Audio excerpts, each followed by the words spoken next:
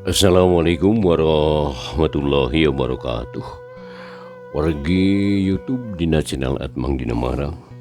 Utamina ka wargi-wargi bo istri pamaget anu musna anu nuju ngantos dongeng Sundanya wargi kumaha sadayana daramang dengan ieu pamugi bae sarehatnya wargi sehat jasmanina sehat rohanina digambirkeun rezekina oge didemikeun balaina aya dina lindungan atanapi panang dayungan Allah subhanahu wa ta'ala amin ya rabbal alamin. Eta pisan nu dipihara pisim kuring siang kalaian wangi wargi anu nuju ngantos dongeng Sunda dina judul Sikulup karangan Kiliksa bagian nu ka-58 wargi kanggo dinten ieu. Hanca urang katunda bagian anu ka-57 urang nyarioskeun kaayaan di bumina Bah Ondok anu ancur wargi nyarita rata jeung taneuh. Atuh Bah Ondok kacidahan deueulna jeung bisa mah kunaon nepikeun ka bumina janten ancur kitu nya wargi kumargi diamuk teh aku buta sakunca jeung sakunci. Da kumaha jeung nai carita wargi margi harita seueur pisan jalmi-jalmi masyarakat sabudana anu ningali ka eta tempat. Wirjing ngadangkeun dugikeun ka rengsana bae. Keur kitu wargi buru-dulu bajalma anu daratang anu limpang pangheulana Pak RT.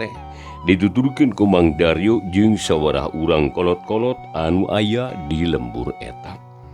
Ditukangeunana riab awewe lalaki atuh kolot budak sarerea pada hayang nyaksian kana bangke imah Bah Ondok.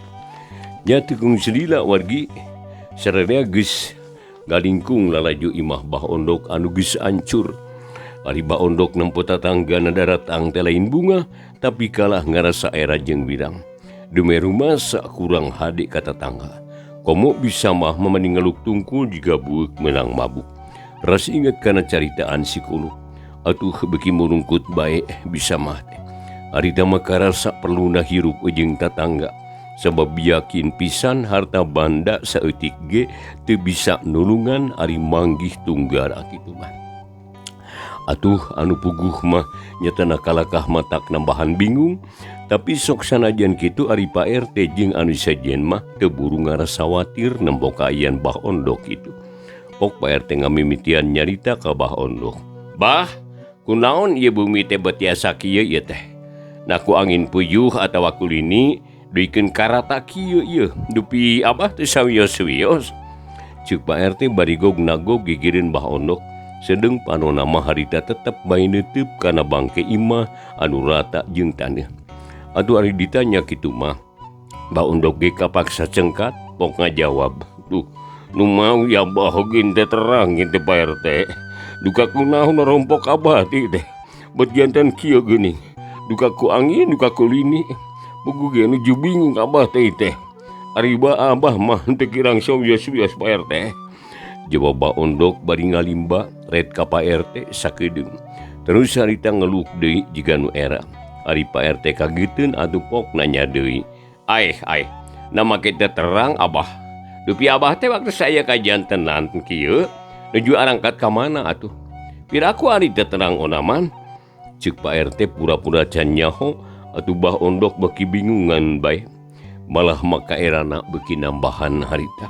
Sabab ari rek terus terang mah Taurat nyaritakeunana. Dasasat hiji rahasia. Tapi pok Bah Ondok harita ngajawab. Anu mawi abah teh jita aya teh rompok teh Pak RT. Wangsul ti cipugar abah teh. Ceuk Bah Ondok semua gugup nyaritana. Jeung rero da pugu ngabohong. Atuh Pak RT ngahuleung sakedeung. Kulitarang nak kacirima ni keru teh lapok nyarita deui.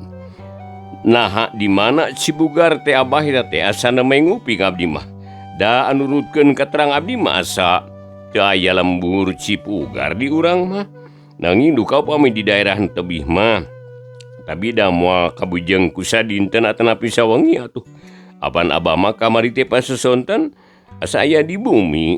Na aya naon ka Cipugar teh abah? Ceuk Pak RT harita bari ngareret ka Bah Ondok. Barang ditanya kitu Bah Ondok mani ngahuleung. manehna teh bisa ngajawab.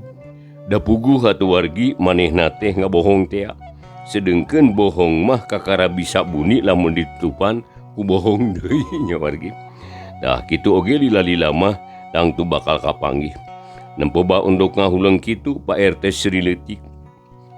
Red ka Mang Daryo pok nyarita. Mang Daryo dupi wengi tadi bagian saha tanu ngaronda?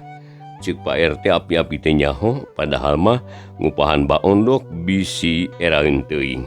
Sumohon pun iman sareng pun wawat anu ngaronda teh. Ditambi ku abdi janten anu kagiliran ngaronda wengi tadi teh aya 3. Tah kabeneran atuh. Ari Mang Daryo kagiliran ngaronda mah tangtuna oge bakal nyaho kana naon-naon nu kajadian peuting tadi. Cik-cik sakalian lah kuring bejaan. Manggih naon tah peuting tadi teh Mang Daryo tah? Jeung deui ari ka bumi baondok ditarempo atawa henteu? Cik Pak RT bari neuteub. Kantenan terang Pak RT, kieu geura kajantenan wengi tadi teh. Urang sakantenan dongengkeun sadayana nya, pokona mah ngarah jelas balah. Cik Mang Daryo bari derek-dek nyaritakeun pangalamanana sakurung katempo anu karasa jeung kadenge mah. Kabeh dicaritakeun ka Pak RT teh. Tapi ari nyatana mah kadengieun ku sakur anu hadir. Dapada hayang nyaho kana kajadian tani peuting.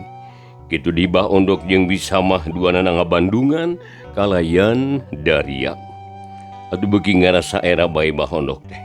Beungeutna kaciri manipias manina jamotrot bae teu daekeun nyarita. Kitu deui bisa mah sarua ngarasa era jeung wirang. Ari Mang Daryo sanggeus beres nyaritakeun pangalamanana pok ngungkas caritaanana. Tah sakitu nu kapendak ku abdi mah Pak RT eta teh. Perkawis percanten sareng teu namah nyangakeun ka Pak RT. Percanten nuhun atuh teu percanten ka cida teuing, da abdi mah teu rumaos ngabohong. Malima kujang iman jeung kujang wawat oge kasaksian. Bilih kidang percanten mah mangga taroskeun ka jinisna da karesan ayeuna ge araya di dieu. Tah geuning caralik panggeureun Pak RT. Cuk Mang Daryo bari nunjuk ka si wawat jeung ka si iman. Ari Pak RT harita ngahuleung ngadenge katerangan ti Mang Daryo teh. Atuh Pak RT mikir dina jero hatena lantaran teteh mata kaget.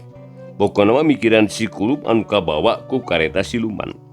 Ayeuna pok Pak RT nyarita deui. Mang Daryo kuring percaya kana laporan ti Mang Daryo. Lantaran memang kaharti ku kuring ge lamun ieu imah teh ancurna ku lini atawa ku angin puyuh. Tangtu anu ancurna teh moal hiji ieu teh. Tapi bakal leuwih ti hiji. Nu mata kuring percaya kana caritaan Mang Daryo ngan kuring ngarasa heran ku jangkulu. Ka mana atuh manehna anu sabenerna? Jeung kumaha kira-kirana nasib dan deui? Na salamet atawa moal tah? Cuk Pak RT bari ngareret ka Mang Daryo jigana teh Pak RT bener-bener ngarasa melang ka si kulup. Sabab tetela teu puguh aturanana. Nah maut atawa hirup. Lamun maut kudu aya layona, lamun hirup kudu puguh aturanana. Kitulah ceuk pamikir Pak RT dina hatena pargi. Ari Mang Daryo harita teh kala ngahuleung manehna kakara sadar ka si kulup. Terus nginget-nginget deui kajadian anu tadi peuting. Tapi oleh teu kapikir sabab waktu si kulup kabur dina kareta siluman ku Mang Daryo teu kasaksian. Da puguh kabur lantaran sieun ku sakunca jeung sakunci anu ngajirim jadi buta teh. Sanggeus sadalila pok Mang Daryo ngajawab pertanyaan Pak RT. Pak RT abdi rumaos salobeh Pak. Teu tiasa nalingakeun kana kaayaan jangkulup. Margi abdi teh kabujeng soak ningali 2 buta anu jarangkung gede.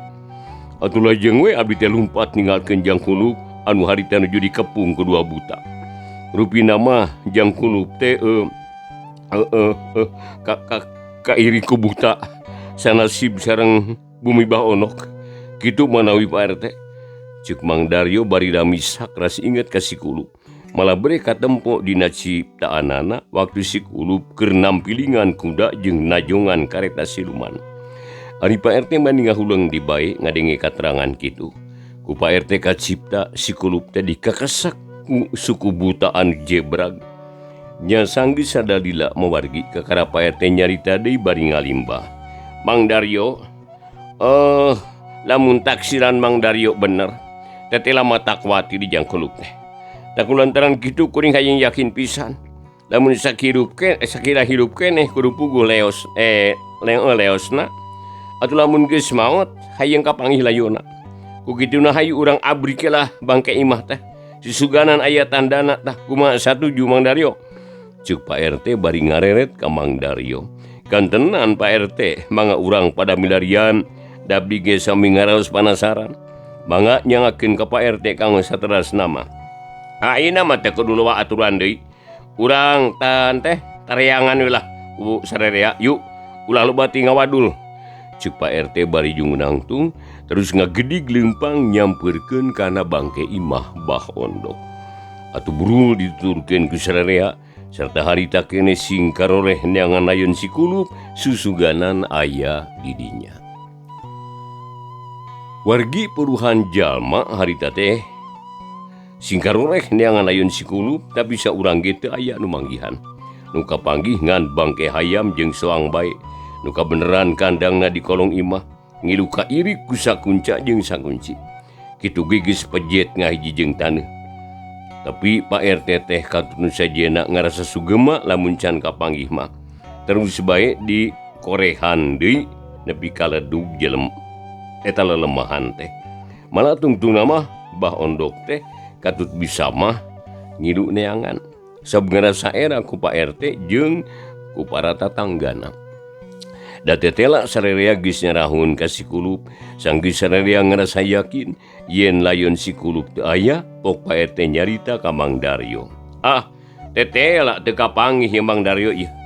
Geus lah moal salah deui tangtu jang kulup teh dibawa ku siluman. Aduh, kumaha atuh? Kumaha nulunganana ieu teh? Cuk Pak RT bari ngareret ka Mang Daryo. Parumana bangun alum, koloyong Pak RT kasih silemahan, terus dituturkeun ku Mang Daryo bari nyarita. Dares Pak RT, kedah kumaha tu urang teh. Da parantos tetela jang kulup teh teu aya leratanana. Palang siang leres dibawa kabur ku siluman jang kulup teh. Deudeuh teuing kasep. Ampura pun emang teu tiasa nulungan. Da kumaha atuh meninggal oge sieun ku siluman teh. Komo ieu siluman buta, bujeng-bujeng ngalawan. Cuk Mang Daryo bari ngeluk tungkul, limpangna bangun anu lalung sae pisan. Ah, keun wae Mang Daryo, ayeuna mah urang doakeun wae.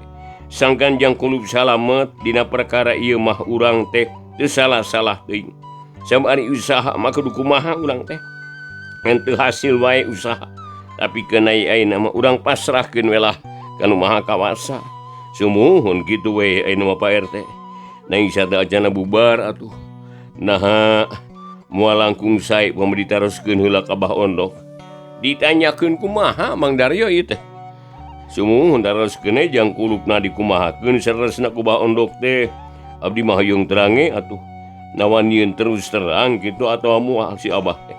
Kitu teh meutan abdi mah Pak RT.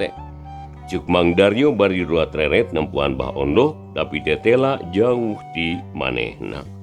Oh, kitunya teh halanganana atuh. Yuk, urang sampeurkeun lah ku urang. Di mana ayeuna Bah Ondok nai? Cuk Pak RT bari luak liuk harita teh. Serta pok Mang Daryo ngajawab. Bah Ondok mah itu tuh paliwetan. Aduh, tuh geuning caralik sareng istrina bari ngaharuleng. Jawab Mang Daryo bari nunjuk ka palebah Bah Ondok.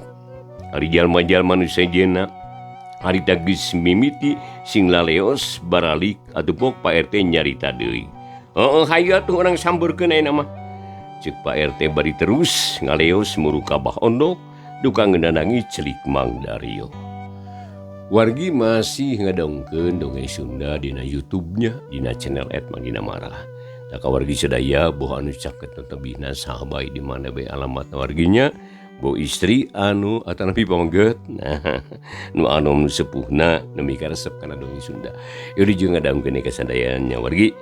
Atur nuhun ku partosanana ulah hilap deui subscribe-na, like and share-na oge bunyi loncengna lah. Pang noelkeun nya wargi. Atur nuhun wargi lah. Urang ngajingkeun deui ye. Dongeng Sunda dina judul Si Kulup bagian nu ka-58 ieu. Sanggis terapi Pak RT jeung Mang Darjo Daryu kalipun Bah Ondok dina batu. Telila pok Pak RT nyarita ka Bah Ondok. Punten ieu teh Bah Ondok kuring teh aya taroskeun we teh ka Abah. Pamugi Abah keur sangawaler anu sajujur-jujurna. Margi teh aya sangkut pautna sareng kaperluan kuring kitu deui sareng kaperluan balarea.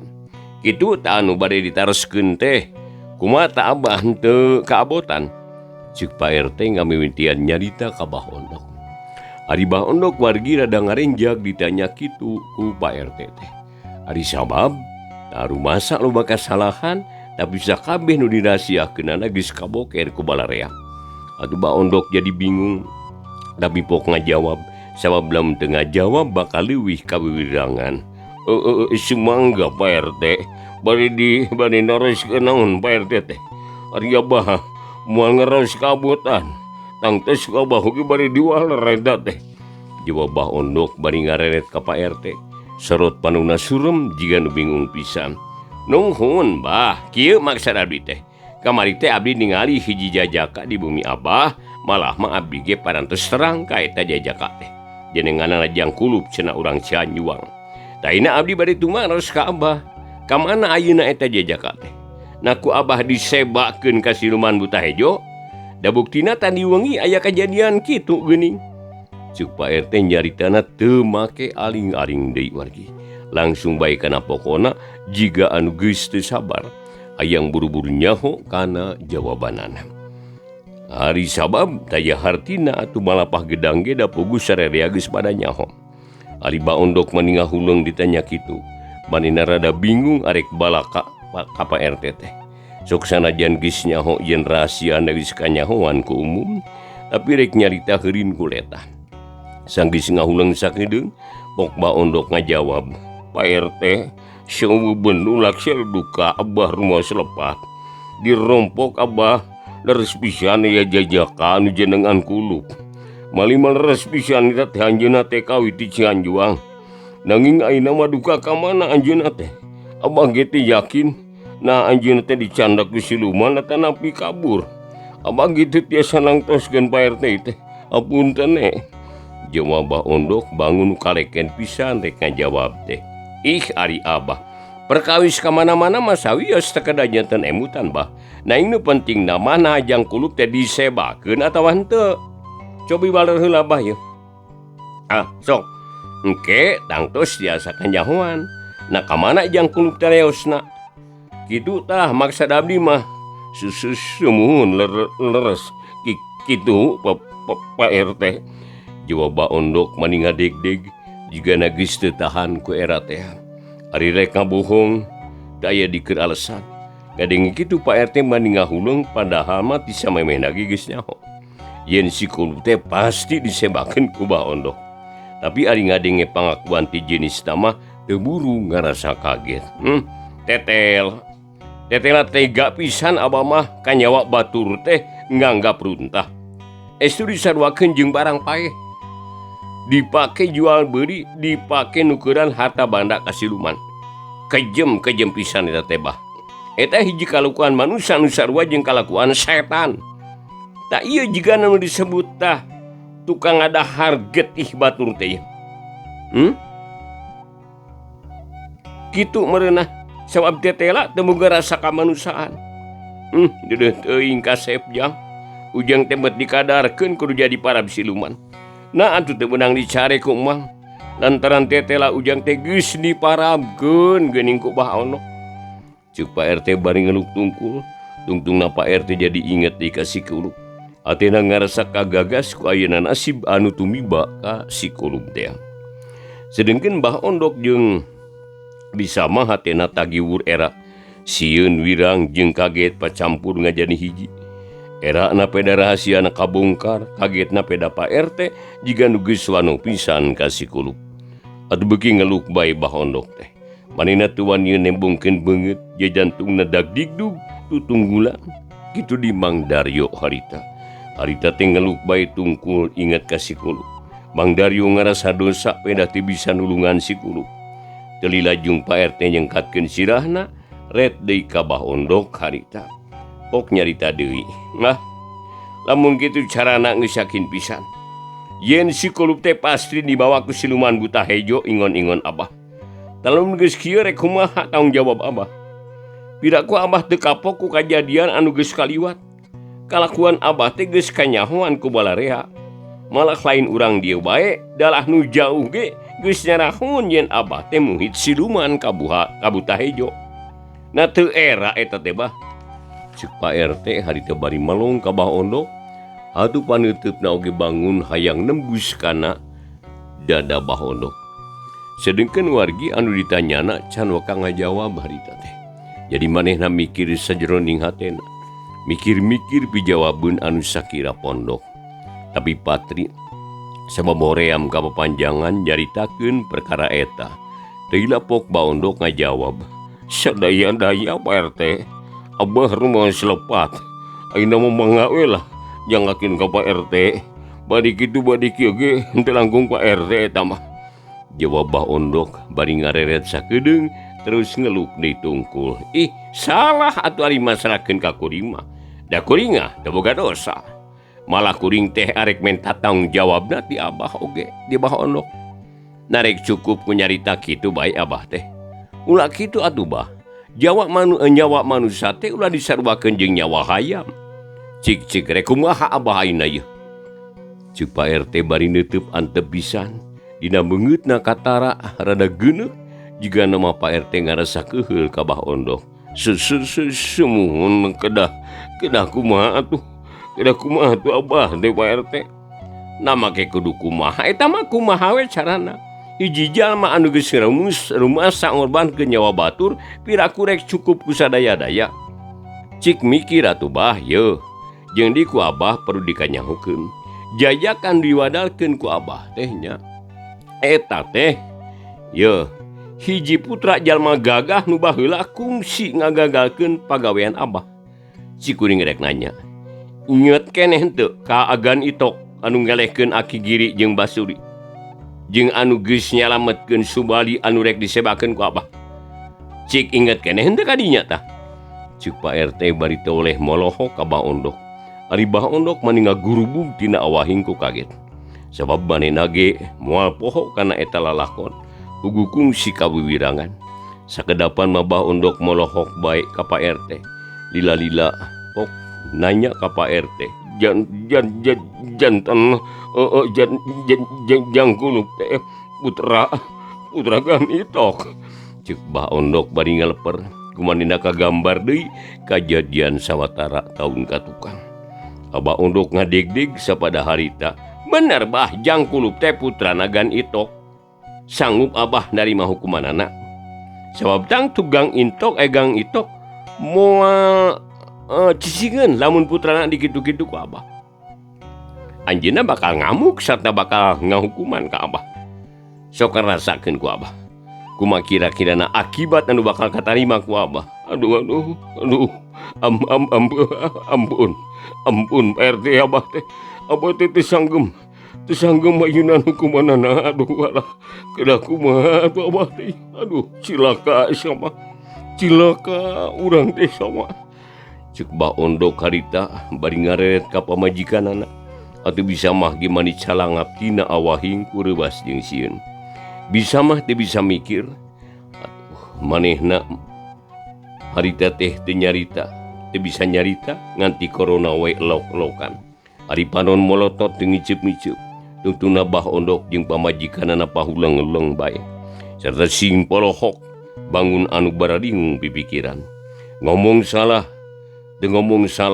tungtungna ambak kabegung batina kasiksa ku pagawean sorangan. Caritaan Pak RT bener-bener sarua jeung paneungeul nu kasida rongkahna.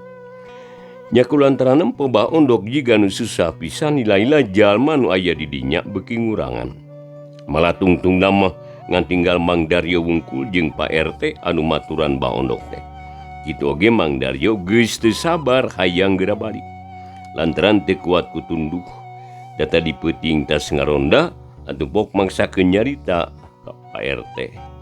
"Pak RT, punten abdi teh sanes kira hormati teh. Ning abdi teh parantos teu kiat ku tuluh hebat. Aduh.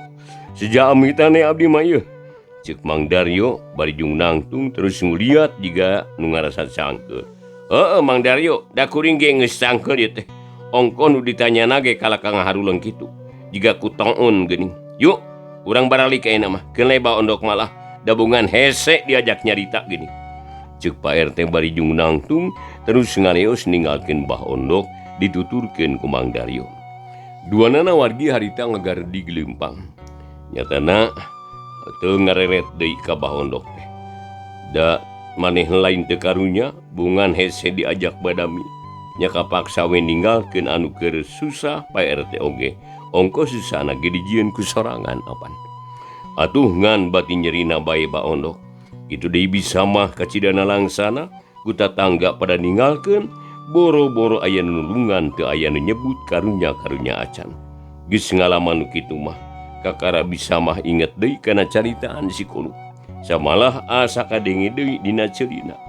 Basa si Kulup ngaharilingkeun Bapa Pucung teh. Atuh ari inget kadinya pok bisa mah ngomong sorangan. Tetela aya benerna caritaan si Kulup teh. Sanajan harta banda ngabungbrung oge teu matak mawa senang geuning. Lamun teu akur jeung tatangga, komo deui nganggap goreng ka tatangga mah. Karasana ku aing ayeuna, batu nu mangan ukur nempokeun, hayam jeung soang katut harta nu sajena teu bisa nulungan. Duh, hanyakal kakara kaharti ayeuna. Cik bisa mah harita bari neuteup kana lelemahan urut imahna. Hatena beuki ngarakacak bae nyeri beurihna langsa jeung tunggarang. Harita karasa pait peuheurna. Ari Mbah Ondok kacida kageteunana ngadenge bisa mah ngomong sorangan. Ret ngareret ka pamajikanana, gep ngarampat tarang bisa mah pok nyarita. Sama, ari maneh waras atawa henteu. Jiga waktosna wargi sadayana henteu nyakapan. Rupina dongeng Sunda dina judul Si Kulup wargi karangan Kiliksa bagian anu ke-58. Kanggo dinten ieu dipungkas dicekapun dikeun ka dieu bae wargi sadayana.